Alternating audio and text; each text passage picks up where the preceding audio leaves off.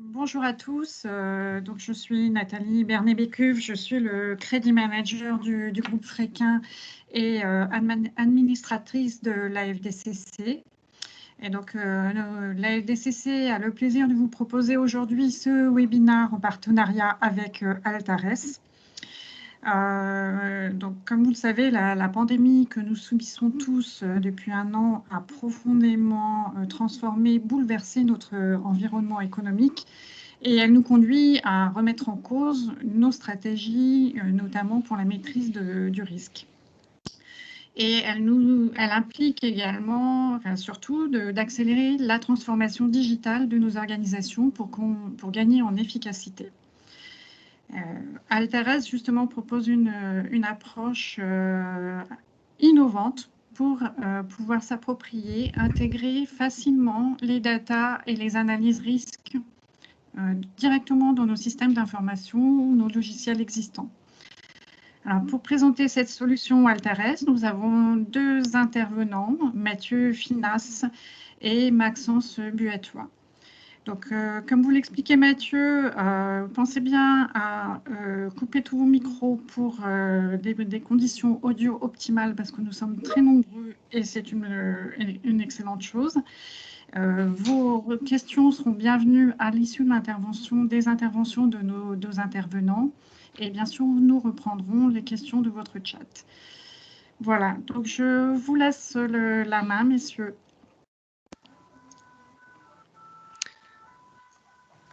Merci beaucoup. Bonjour à toutes et à tous et merci de nous rejoindre à ce webinaire consacré à l'intégration des données risques au service d'une fonction finance digitalisée. Nous remercions également la FDCC pour la confiance qu'elle nous accorde. Donc, mon nom est Maxence Buatois. Je suis responsable du marketing produit DNB pour le groupe Altares et je serai accompagné pour cette présentation de Mathieu Finas, ingénieur avant-vente et spécialiste data science chez Altares. Nous ferons dans un premier temps un constat un an après la crise sur la fonction finance au sein des entreprises. Deuxièmement, nous verrons comment la priorisation des opportunités commerciales participe à la performance financière. Nous nous consacrerons dans la troisième partie à l'automatisation de la gestion du risque à travers l'intégration de données. Et pour finir, nous vous expliquerons comment la data science peut vous accompagner pour répondre à des enjeux bien précis. Donc, sans plus attendre, je passe donc la parole à Mathieu Finas. Merci Maxence. Bonjour à tous. Donc, avant d'aller plus loin dans l'explication des data blocks et de leur applicatif métier, faisons un rapide état des lieux de la fonction finance après un an de Covid. Alors, Danone Bradstreet a mené un sondage auprès de plus de 1000 directions financières à travers le monde. Et ce qui ressort, c'est que pour la quasi-totalité d'entre vous, il y a une insatisfaction au niveau de la donnée ou en tout cas de la gestion de cette donnée dans vos processus. A contrario, seul un quart des directions financières s'estiment vraiment bien outillées au niveau des processus credit to cash. Et on retient ce chiffre, à peu près la moitié, seulement la moitié, s'attendent à de fortes perturbations dans les mois qui viennent liées à la crise économique. Donc on a une situation, il n'y a pas consensus, on a une situation d'entre-deux au niveau de la vision économique future. Finalement, ça reprend un peu la situation économique globale qu'on peut faire à l'heure d'aujourd'hui. Effectivement, on a une situation particulièrement paradoxale, puisque vous le savez tous maintenant, on a depuis 4 trimestres une chute spectaculaire des défaillances. Pour la France, on est à moins 40% par rapport à la période d'avant-crise, alors qu'à contrario, le risque entreprise n'a jamais été aussi élevé depuis des années. Alors j'en veux pour preuve les retards de publication qui se font de manière de plus en plus aggravée mois après mois depuis le second semestre 2020, ce qui montre bien qu'un nombre croissant d'entreprises rechignent ou diffèrent leur publication de comptes, de peur de montrer sûrement des résultats ou des bilans trop mauvais et faire fuir clients, fournisseurs et potentiellement même investisseurs. Donc, deux conséquences à cela. La première, c'est que finalement, il y a un manque d'informations financières fraîches pour prendre le pouls de la santé des entreprises au sortir et même pendant cette crise de 2020. Et la deuxième, c'est que les pertes de résultats qu'on a constatées sur un grand nombre d'entreprises qui sont la conséquence de cette chute d'activité de presque 10 points, et leur survie grâce à l'apport massif de liquidités et de prêts garantis État, qui ont pour conséquence directe le gonflement des dettes. Donc un gonflement des dettes et des résultats amoindris, ça fait bien sûr des effets de levier qui explosent. Donc on est dans une situation effectivement dangereuse. On a un véritable risque d'emballement, d'effet boule de neige. Et donc la question c'est est-ce que les ratios financiers finalement d'avant-crise sont toujours pertinents au vu de la nouvelle donne économique? D'autant plus que ces effets de levier, finalement, n'ont pas encore entraîné de défaillance. Vont-elles venir? Donc, dans ces conditions-là, il y a énormément d'interrogations chez les credit managers, chez les directeurs financiers. Et la réponse d'Altares Dun & Bradstreet, ce n'est pas de dire que nous avons la réponse à tout, mais c'est de dire que pour y arriver, nous vous conseillons d'avoir une vision transverse. Il faut à la fois améliorer la donnée que vous allez faire rentrer dans vos processus décisionnels, améliorer le système d'intégration et améliorer le processus final de gestion du risque client. Alors, puisqu'on parle de la donnée, ce qu'il faut savoir, c'est que finalement, cette situation économique, cette vision macro de la situation économique se reflète lorsque l'on étudie les comportements de paiement. Les comportements de paiement que Altares Dun & Bradstreet peut étudier, puisque via un réseau mondial de partenariat qu'on appelle le Duntrade, nous sommes en mesure de capter, d'estimer pour des millions d'entreprises comment elles vont payer leurs fournisseurs mois après mois. Et donc là, ce qu'on constate, c'est que pour la France, si on regarde la situation à février 2020 et à février 2021, on a plus ou moins une situation de statu quo, avec cependant une légère dégradation des délais de paiement, puisqu'on perd 3 points de base sur les clients qui payent à temps, et que cette dégradation, une petite alerte, se transverse principalement dans les risques élevés dans les entreprises qui payent à plus de 90 jours de retard, puisque là, l'augmentation est de presque de 50%. On passe de 3% d'entreprises qui payent à plus de 90 jours de retard en moyenne à 4,5%. Alors en fait, cette situation de statu quo n'est pas la réalité, elle cache derrière toute une situation bien plus complexe. Quand on regarde l'évolution des retards de paiement par entreprise, on voit qu'en fait, il y a à peu près la moitié d'entreprises qui ont en fait pas laissé inchanger leur délai de paiement, mais l'ont amélioré, et même pour un certain nombre d'entre elles l'ont amélioré nettement, mais qu'à contrario, on a plus ou moins le même nombre d'entreprises qui ont dégradé leur délai de paiement, et surtout, on a une queue de peloton, un cluster d'entreprises qui ont dégradé de plus de 10 jours leur délai de paiement, et ça concerne quand même plusieurs centaines de milliers d'entreprises. Donc, il y a une alerte, et il y a une alerte, ça reflète un peu cette reprise en cas telle qu'elle est citée dans la presse économique de plus en plus ces derniers mois, avec des gagnants et des perdants. Alors, ce qu'on observe sur la France au Q1 2021, on l'observe bien sûr dans d'autres pays du monde, dans la plupart des autres pays développés, mais aussi des nations émergentes. Pour la Chine, ce qu'on a vu en France au Q1 2021, on le voit à la fin du second semestre 2020. La Chine est sortie, en tout cas officiellement, plus tôt que nous, de la crise Covid. Et quand on regarde l'évolution des délais de paiement en Chine, on constate à peu près la même chose. On perd 3 points de base sur les paiements à temps, qui se déversent en fait automatiquement, quasi en grande majorité en tout cas, sur les paiements très graves, c'est-à-dire à plus de 90 jours de retard. Puisque là, effectivement, sur les entreprises qui paient à plus de 90 jours de retard en moyenne leurs fournisseurs, on est passé de 14 à 16%. Donc, on voit bien une situation où on a quand même un cluster d'entreprises qui y arrive, à repenser leur business model, ou en tout cas profiter des aides pour se relancer, alors qu'à contrario, on a quand même un groupe d'entreprises non négligeable qui, par contre, pique véritablement du nez. Alors ça, ça nous permet donc de nous conforter sur le fait qu'avec le comportement de paiement, on peut prendre le pouls de la crise, la température des entreprises. Mais la véritable révolution de 2020, ce n'est pas tant sur la situation financière des entreprises, in fine, mais c'est plutôt sur justement la donnée, l'intégration des données à travers toutes les fonctions des entreprises, puisque le premier confinement à forcer toutes les entreprises à digitaliser leur processus pour survivre, en tout cas surtout l'accélérer fortement. Ce qu'on voit sur le graphique de gauche, c'est une étude d'Arrecife, où on voit que lors du premier confinement, en mars, à peu près la moitié de l'économie avait été bloquée complètement, alors que finalement, sur les mois qui ont suivi en 2020, malgré des semi-confinements et confinements qui sont arrivés, malgré le télétravail qui a persisté, on a une économie beaucoup plus résiliente.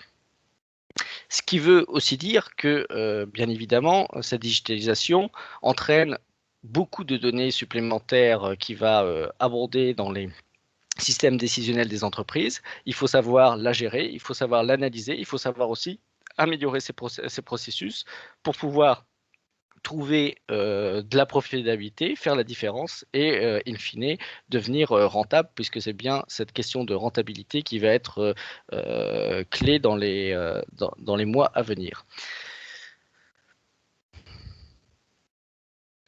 Merci, je laisse Mathieu. la parole à Maxence. Merci Mathieu. Donc face à cette digitalisation des entreprises qui s'accélère, nous allons vous expliquer maintenant comment Altares DNB accompagne ses clients.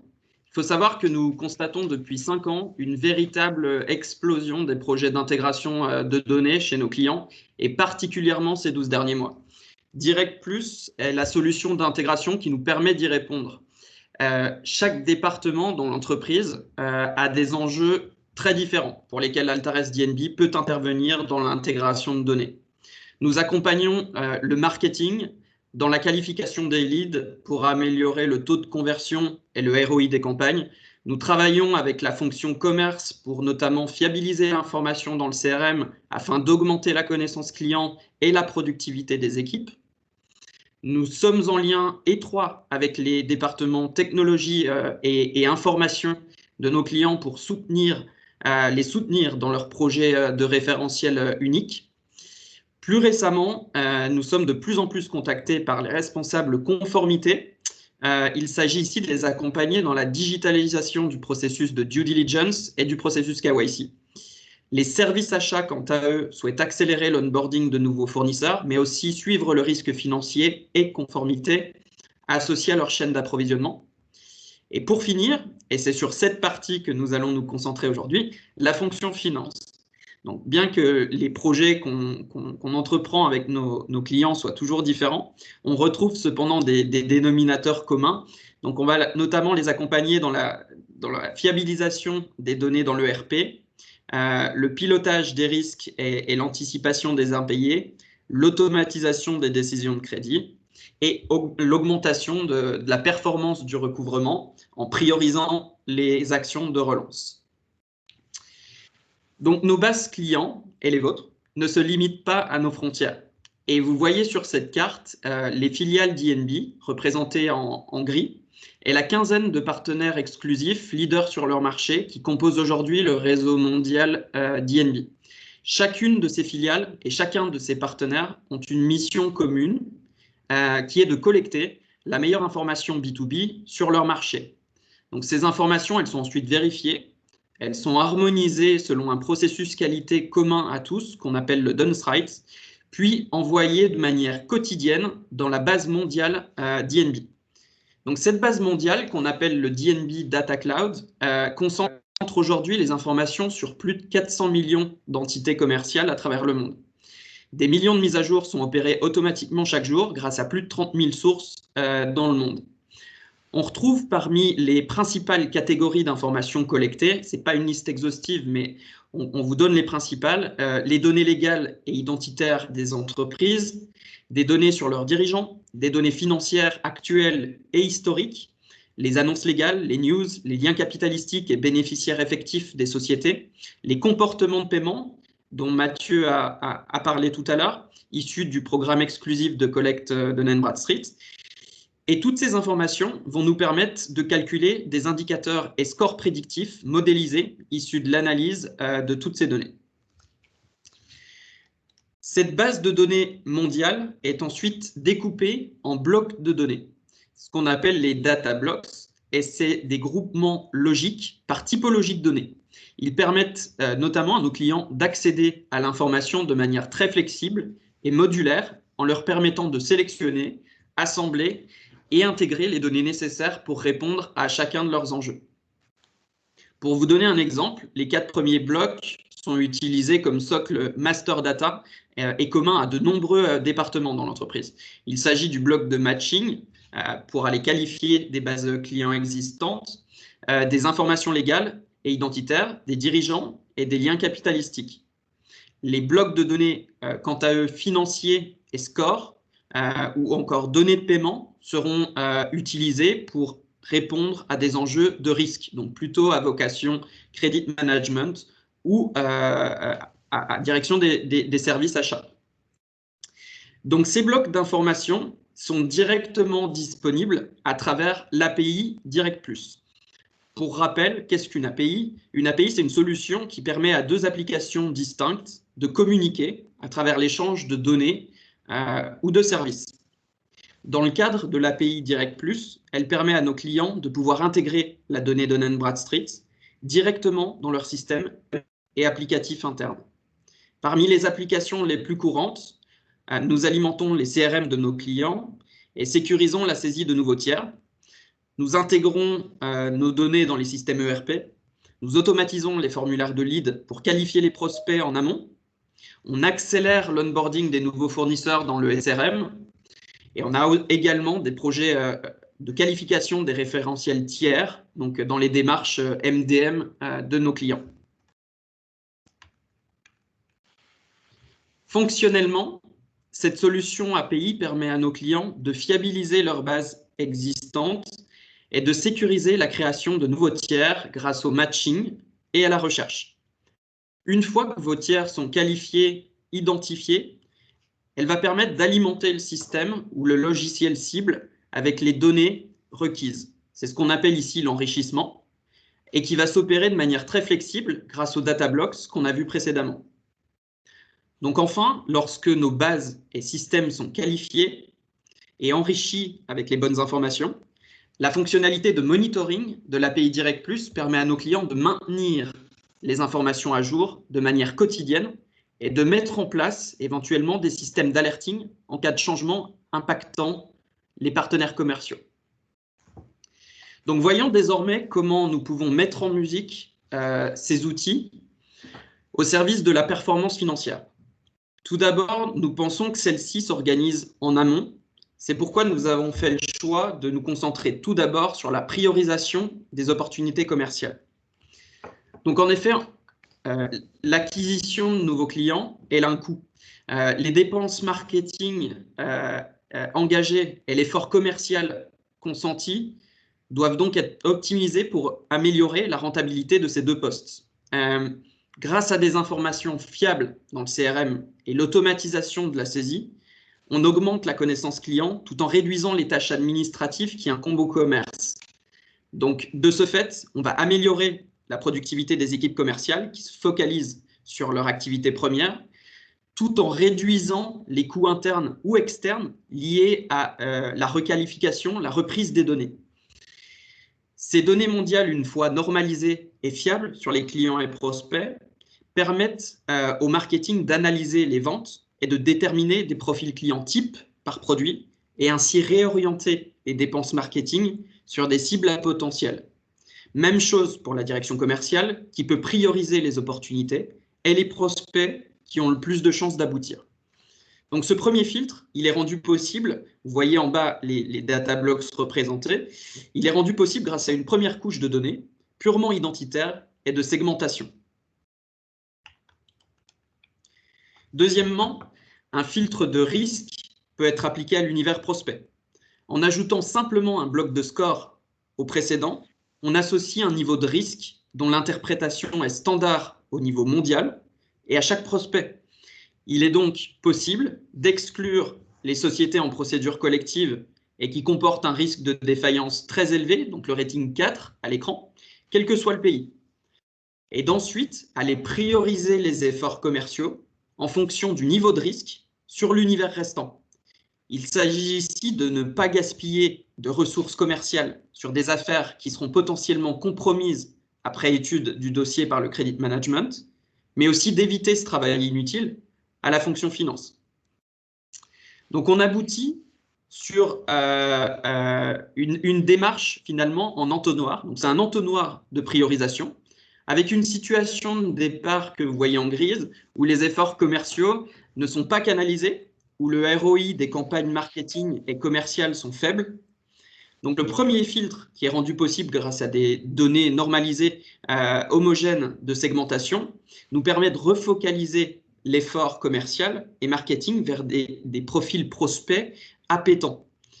La segmentation finale par le niveau de risque, quant à elle, nous permet d'aligner la stratégie commerciale et financière en canalisant les actions sur des comptes non seulement à fort potentiel, mais également et surtout viables financièrement.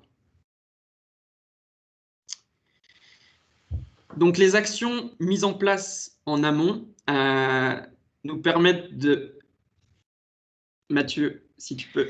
Qualifier la gestion automatisée du risque client. Voilà, parfait. Ces actions mises en place en amont, elles permettent de réaliser un premier filtre très important. Mais on va voir désormais comment on accompagne les clients dans les autres étapes de la chaîne Credit to Cash évoquée par Mathieu précédemment. Tout d'abord, il est important d'analyser les conséquences de la mauvaise gestion des données et des flux dans les entreprises. Ce qu'on constate le plus souvent dans les entreprises pas ou très peu automatisées, qui ont pas ou peu mis en place de processus automatiques de traitement des décisions de crédit, c'est en premier lieu des systèmes d'information multiples qui ne communiquent pas, qui communiquent mal. Il est donc très difficile pour ces entreprises d'analyser les données clients et d'en tirer les bons reporting.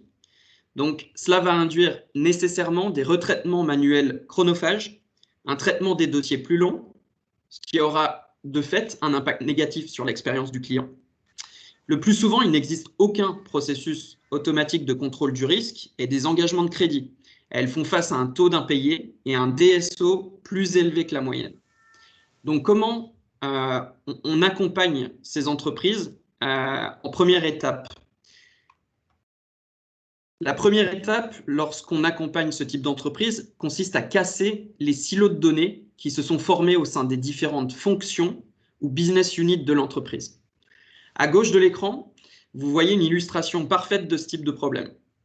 Nous avons 3 vues distinctes de la même entreprise dans 3 systèmes d'information différents. Et elle est identifiée par son enseigne dans le premier système financier, par sa raison sociale dans le référentiel et par le contact dans le CRM. Ce qui provoque bien entendu l'impossibilité de consolider et d'analyser les informations afférentes à cette entreprise. C'est à travers cette première phase de qualification des bases que nous allons assigner un identifiant mondial unique des entreprises, donc le DUNS number, pour ainsi permettre l'interopérabilité entre les différents systèmes et une meilleure communication entre ces différents systèmes. C'est donc seulement après cette première étape de qualification des bases existantes, slide suivante s'il vous plaît.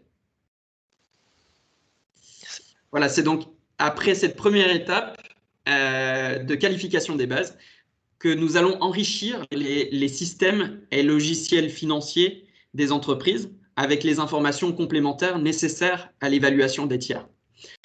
Premièrement, on accompagne nos clients dans l'implémentation d'arbres de décision pour automatiser les décisions de crédit.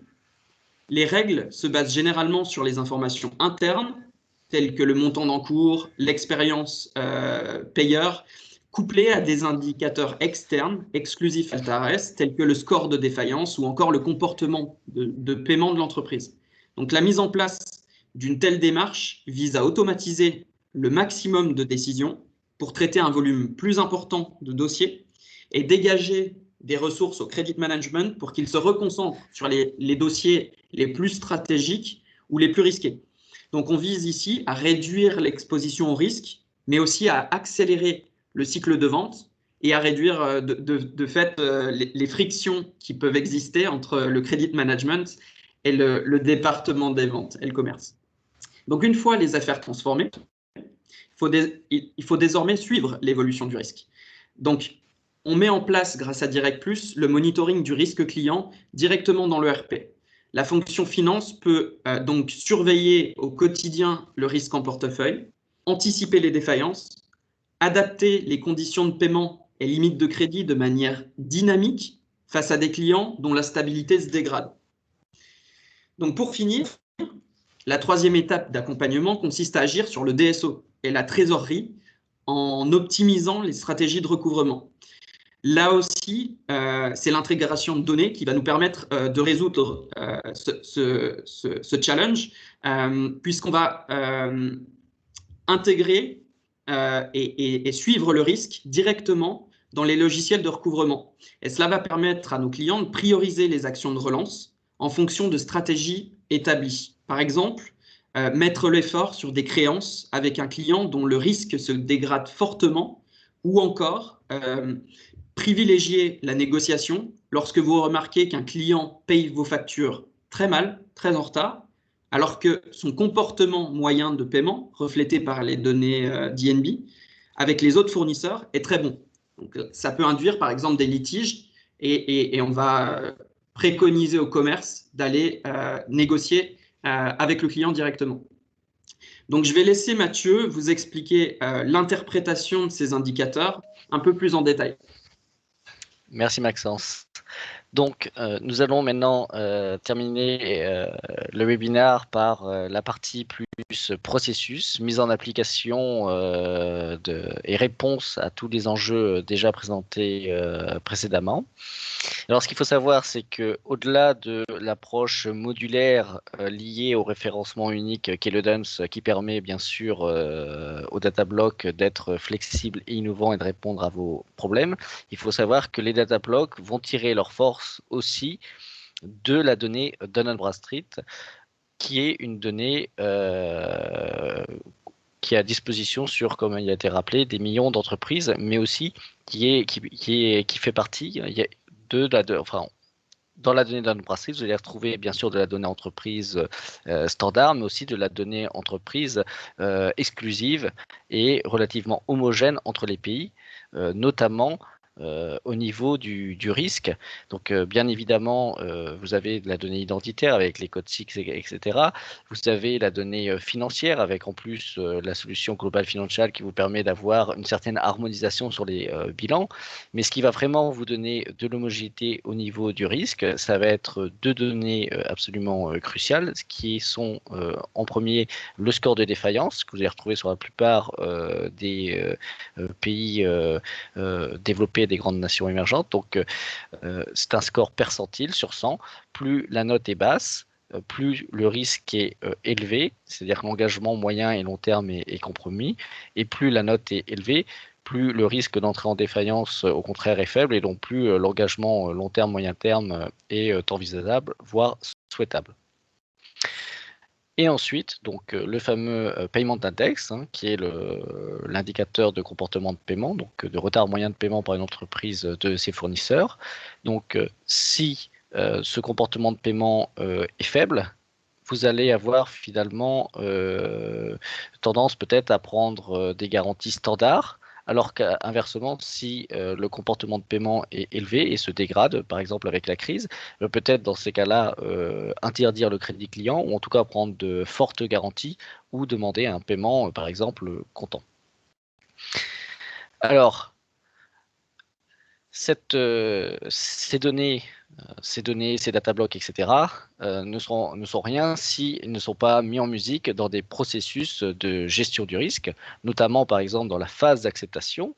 Donc, l'arbre que vous voyez, en fait, le processus que vous voyez est ce qu'on pourrait appeler un arbre d'acceptation ou de rejet. L'objectif de ce processus d'acceptation du client est double pour les directions financières.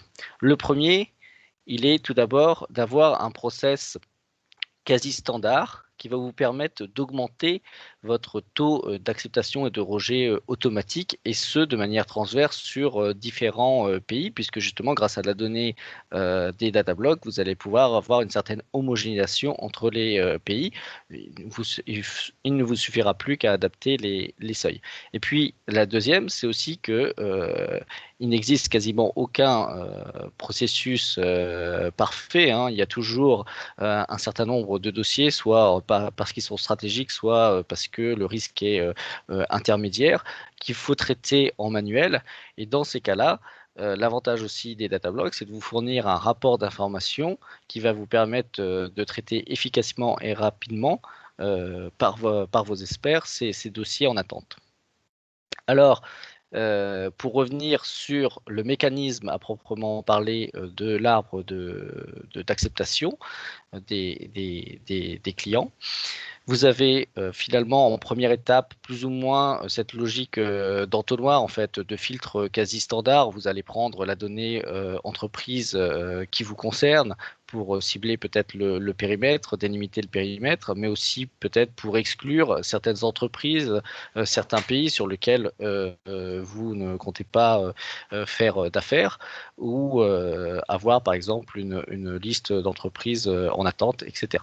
Puis ensuite vient la deuxième étape, la deuxième branche, qui est l'étude du risque, où là vous allez utiliser le score de défaillance. Si vous n'avez pas le score, le rating, mais vous l'avez donc dans la plupart des pays. Et puis, avec de la donnée complémentaire, comme par exemple de la donnée PEDEX, vous allez pouvoir par exemple affiner vos prises de décision. Donc typiquement, un dossier qui serait en score intermédiaire pourrait être accepté si par exemple le comportement de paiement est bon, il n'y a aucun retard de paiement sur de nombreux fournisseurs, et ce depuis de nombreuses années, alors qu'à contrario, si le risque est intermédiaire mais qu'on voit que le comportement de paiement est mauvais et en plus se dégrade depuis plusieurs mois maintenant à cause de la crise, alors le rejeter dans une phase d'acceptation automatique. Alors, après que la phase d'acceptation est passée, bien évidemment, un des enjeux qui arrive régulièrement, c'est comment faire face aux premiers impayés. Donc, sans être dans la phase véritablement de gérer le recouvrement, il y a cette première phase où on cherche à finalement classifier, prioriser les clients qui nous font un premier impayé pour pouvoir justement adapter la réponse. Alors là aussi, les deux indicateurs clés sont le score de défaillance et le retard de paiement, et plus encore dans une phase de recouvrement, vous allez le voir, puisque finalement, avec le score de défaillance, quand vous avez un premier impayé qui compte, qui tombe, vous allez finalement classifier l'entreprise suivant la sévérité de l'impayé, puisque si elle a un score de défaillance qui est bas, ça veut dire que son risque de solidité financière est compromis, est élevé, et donc il faut prioriser ce dossier, puisqu'il y a un risque de défaillance, de ne pas retrouver son argent. Mais si on lit en fait l'impayé par rapport au retard de paiement, ce qu'on peut voir, c'est que si une entreprise vous fait un impayé, mais que vous constatez que chez tous les autres fournisseurs, elle les paye à temps et correctement, mais peut-être qu'on est plus dans une phase de litige commercial, ou en tout cas, peut-être avoir une réponse graduée face à cet impayé. Alors qu'à contrario, si le retard de paiement est déjà très dégradé, qu'elle fait du retard de plus de 90 jours avec de nombreux fournisseurs, alors dans ce cas-là, vous êtes déjà en concurrence avec d'autres fournisseurs pour retrouver votre argent. Et là, dans ce cas-là, il faut avoir une relance qui est forte dès les premiers envois. Donc, bien évidemment, on est là sur deux arbres relativement standards et simples, mais souvent les grands clients ou certains clients qui ont des besoins spécifiques cherchent à aller plus loin. Et c'est du coup vers des projets data science qui vont se tourner. Donc alors, en quoi consiste véritablement un projet data science? Ben, il va en fait confronter la donnée Altares Dun & Bradstreet, mais au lieu de rester dans une considération macro, il va la projeter par rapport à son expérience client, son univers client, et donc pouvoir affiner les seuils, les variables prises en compte dans ces arbres pour en tirer des cartes de score dites sur mesure. Ces cartes de score vont ensuite être développées soit dans des plateformes low-code externalisées, soit dans les bases de données clients, et ensuite les décisions retransmises dans les processus décisionnels pour avoir là véritablement une gestion du risque sur mesure. Alors, on va très rapidement écrire la logique d'un processus data science, hein, ça restera grosse maille, mais l'idée, c'est tout d'abord, avec la data science, d'aller plus loin dans l'analyse d'une donnée. C'est de ne pas regarder simplement l'instant T d'une donnée, c'est par exemple de regarder l'historique. Donc, typiquement, une société qui est tombée en défaillance en septembre 2020, si elle était dans votre portefeuille ou si elle était en phase d'acceptation en 2019, là vous voyez le PEDEX, le retard de paiement n'avait pas d'alerte, mais si par exemple cette phase d'acceptation était au début 2020, bah, vous voyez déjà un retard de paiement qui est mauvais et en plus qui s'était dégradé par rapport à 2019. Donc là vous aviez une variable qui était prédictive. Donc suivant l'endroit où on se trouve dans le passé, la variable n'est pas forcément, n'a pas le même niveau de prédictibilité. Ensuite, en seconde étape, on va en fait regarder sur tout votre portefeuille client, les segments, les variables explicatives et les segments à concentration de risque. Donc typiquement, dans un cadre de gestion du risque client, si on regarde le risque d'impayé par rapport à ceux qui ne font pas d'impayé, on voit sans surprise, par exemple, dans un cas précis, que la concentration de clients à risque d'impayé se concentrait sur les profits faibles ou négatifs. Puis ensuite, pour arriver au score final, il faut en fait prendre toutes les variables explicatives, les pondérer grâce bien sûr à des algorithmes d'intelligence artificielle, en retirer un résultat final, souvent un score sur, par exemple, dans le cas présent, sur 10, qui va du moins risqué au plus risqué, et qui permet en fait de segmenter votre population, soit de clients, soit de prospects, entre les moins risqués et les plus risqués. Donc là, typiquement, dans ce cas-là, la segmentation était relativement forte, hein, puisqu'on avait un risque 50 fois plus élevé entre les moins risqués et les plus risqués. Alors finalement, pour avoir vraiment une vision un peu abstraite de la donnée et de la data science, lorsqu'on reste avec de la donnée simplement identitaire, même financière d'une entreprise, on va rester sur de l'analyse descriptive de votre portefeuille client, avec de la donnée exclusive comme score de défaillance, comportement de paiement et des croisements de données, on va pouvoir aller vers une analyse plus explicative. On va expliquer les phénomènes. Et si ensuite on confronte ces données à votre propre univers client, à votre propre expérience client, on va être capable de faire de l'anticipation sur mesure du risque, ce qu'on va appeler de l'analyse prédictive.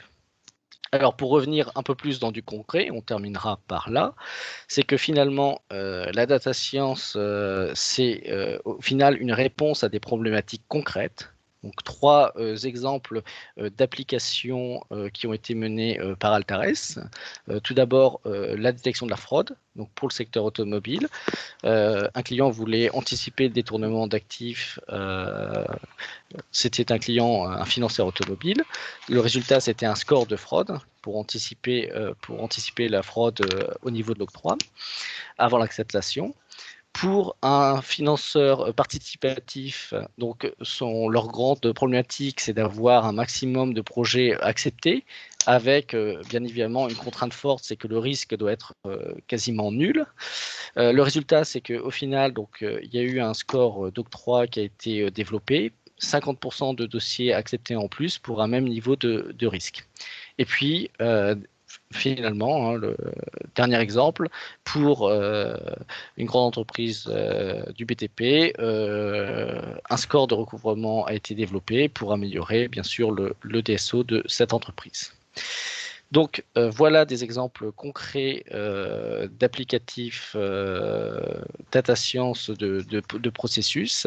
Bien évidemment, avant d'aller vers des processus data science, il faut rester déjà sur des implémentations de processus quasi standards sur lesquels vous allez pouvoir de manière experte améliorer, améliorer et automatiser les processus. Et puis ensuite, si vous voulez encore aller plus loin, bien sûr, les projets data science. Donc, on va maintenant passer aux questions puisque on clôt le webinaire à proprement parler. Oui, merci beaucoup à tous les deux pour cette présentation très claire sur une solution qui est effectivement assez innovante et en tout cas très évidente. Je vais commencer par une première question posée dans le chat qui était au sujet de votre slide sur identifier n'importe quelle entreprise dans le monde. La question est quelle est la référence commune que vous évoquez? Est-ce que c'est le DUNS? Tout à fait. Donc bonjour. C'est le DUNS qui va nous permettre d'aller identifier n'importe quelle entité commerciale. Donc c'est pas forcément une entreprise, hein, ça peut être un établissement. Un DUNS, c'est attribué à un établissement. Donc si on se place dans le cas français, par exemple, chaque SIRET a un DUNS. Et ce DUNS, il va suivre la vie de l'entreprise, de sa création jusqu'à son extinction.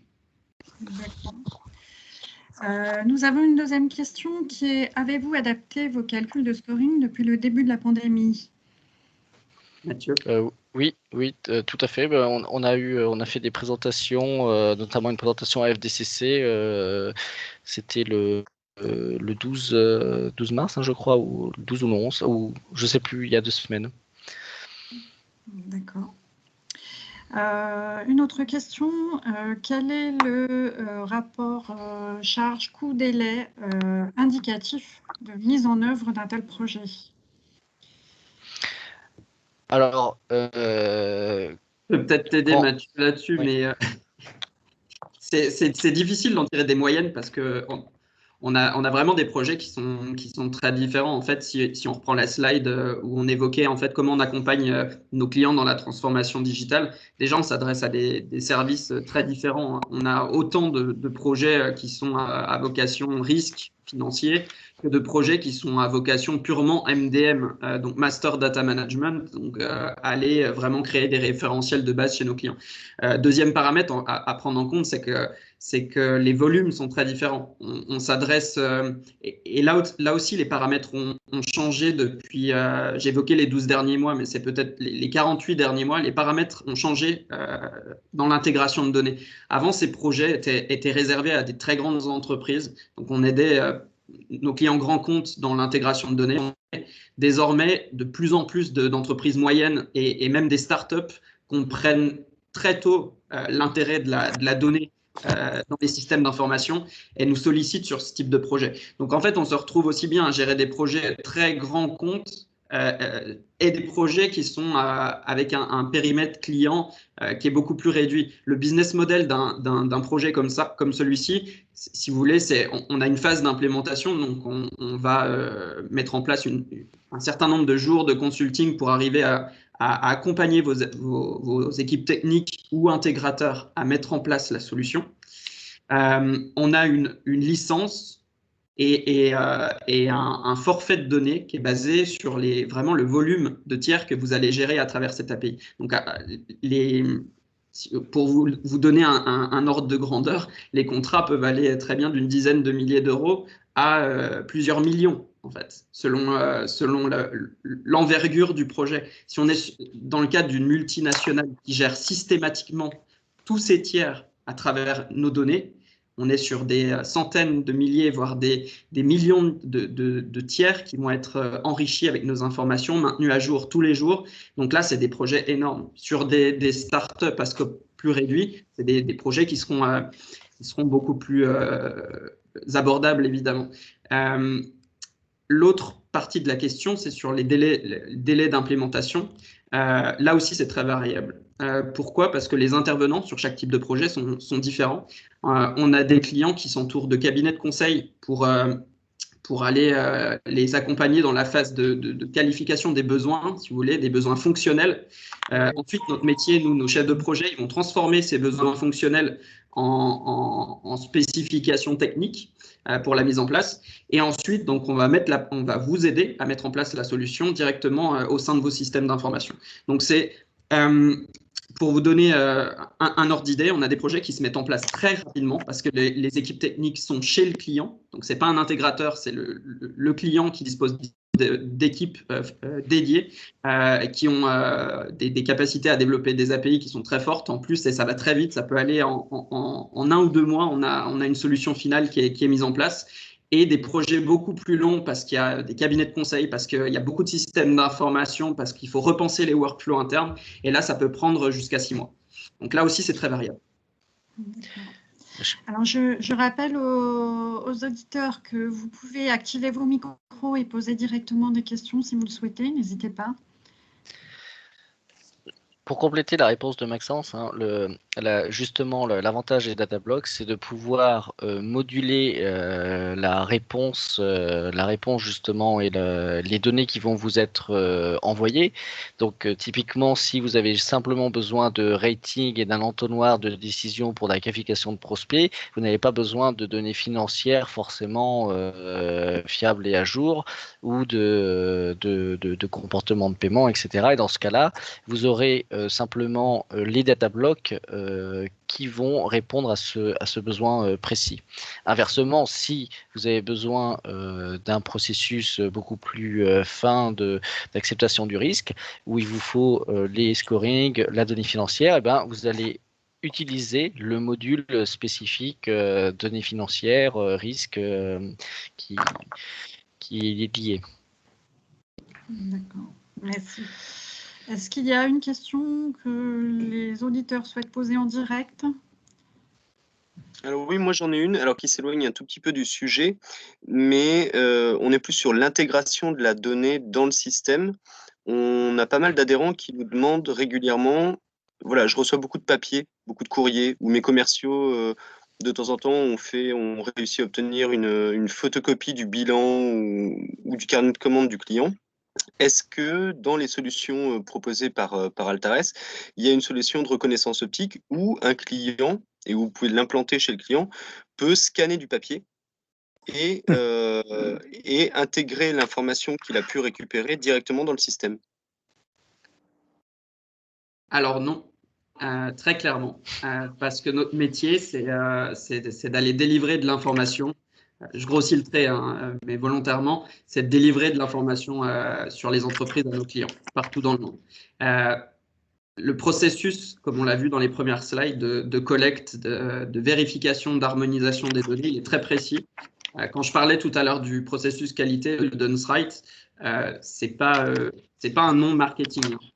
C'est-à-dire que DNB impose à tous ses partenaires, toutes ses filiales, un processus qualité qui est très strict et qui peut avoir des conséquences financières importantes si un partenaire le respecte pas. Donc, ce processus est très strict de collecte et on ne collecte absolument pas des données externes collectées par nos clients ou autres. Nous, on restitue un ensemble de données qui est collecté via des sources officielles, via des partenaires aussi privés de Dun & Bradstreet. Ensuite, si vous voulez, nos informations externes sont mêlées dans ces projets aux informations internes du client. Donc, cette donnée externe que vous allez collecter via vos clients ou via d'autres partenaires, elles peuvent rentrer en compte dans le processus d'acceptation. Elles peuvent être soumises aussi à notre équipe data science pour rentrer dans l'analyse des variables et la pondération, mais elles ne seront jamais intégrées à nos API. Elles resteront toujours des données externes que nous n'intégrons pas dans nos bases de données. D'accord, mais oui, par contre, ce que je retiens, c'est qu'il est tout à fait quand même possible de dire on récupère vos clients récupèrent de l'information auprès de leurs clients et peuvent vous les transmettre par mail ou voilà, pour que vos équipes en interne en prennent connaissance et les intègrent dans le cheminement de l'application. Même si ça ne se fait pas de manière automatique avec des scans, avec de la reconnaissance optique ou des choses comme ça. Non. Oui, pour l'analyse data science, oui, c'est envisageable. Après, pour l'intégration IT, ça restera à charge du client de prendre en compte le traitement de cette donnée tiers. Oui, voilà, mais déjà votre Tout à fait. expertise, Oui, oui. si on vous envoie un C'est le bilan, cas. C'est le et cas. vous prenez en C'est le compte, cas et souvent ça arrive. Souvent ça arrive. très bien. Merci beaucoup. C'est vrai que j'ai pas été clair dans ma réponse, mais on ne fournit pas les systèmes de dématérialisation. On peut prendre en compte ces données dans les analyses, mais on ne les restituera pas de manière automatique, ces sources externes à travers nos API. Parfait. Y a-t-il une autre question?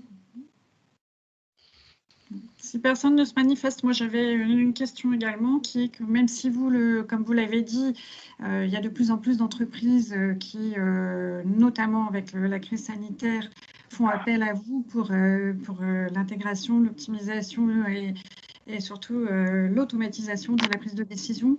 Quels sont selon vous les obstacles qui expliquent pourquoi encore trop d'entreprises aujourd'hui continuent à fonctionner avec des systèmes multiples qui ne sont pas connectés, avec des silos de données et des retraitements chronophages? Quels sont les obstacles pour vous qui perdurent dans les entreprises? Tu veux que je prenne, Mathieu? Oui, bah c'est une question assez générale, hein, donc qui ne concerne pas forcément Altares, hein, mais moi je pense que il faut savoir, donc comme on vous l'a présenté au début, donc la digitalisation elle impacte différentes lignes métiers, différentes fonctions. Il y a la fonction finance, bien sûr, qui a été longuement discutée durant le webinaire, mais vous avez la fonction marketing, commercial, etc. Et que engager des processus transverses dans les entreprises, c'est beaucoup de temps, c'est beaucoup de logistique, c'est aussi de l'investissement financier et que ça se fait pas en un jour, hein, très clairement. Et d'autant plus si l'entreprise est relativement grande et déjà mature. Je rajouterais à ça qu'effectivement, ce constat, il est variable selon les pays. Donc, nous, on opère dans 7 pays. Par exemple, au Benelux, on remarque que les entreprises, et particulièrement celles de taille plus moyenne, sont beaucoup plus intégrées et ont pris le virage un peu plus tôt que les entreprises françaises, en tout cas sur ce segment d'entreprise. Donc, même selon le pays, les paramètres sont un petit peu différents.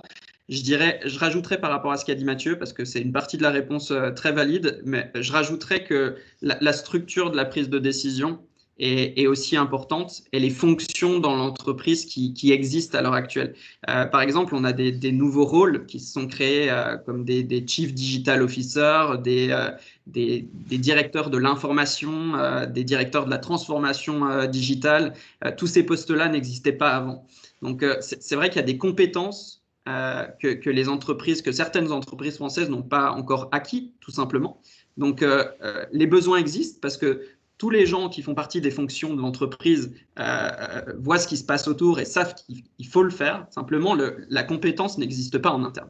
Et les entreprises ne sont pas équipées encore avec ce genre de personnes, donc de ressources, pour le mettre en place. Bien, merci. Écoutez, je vois que l'heure est écoulée, donc merci encore pour cette présentation très intéressante. Merci à tous nos participants. Je vous rappelle, même si on l'a précisé dans le chat, que le replay de ce webinaire sera accessible à nos adhérents sur le site de la FDCC. Merci à tous et bonne journée. Merci. Merci à tous. Merci, au revoir. Au revoir. Merci, au revoir. Au revoir, merci.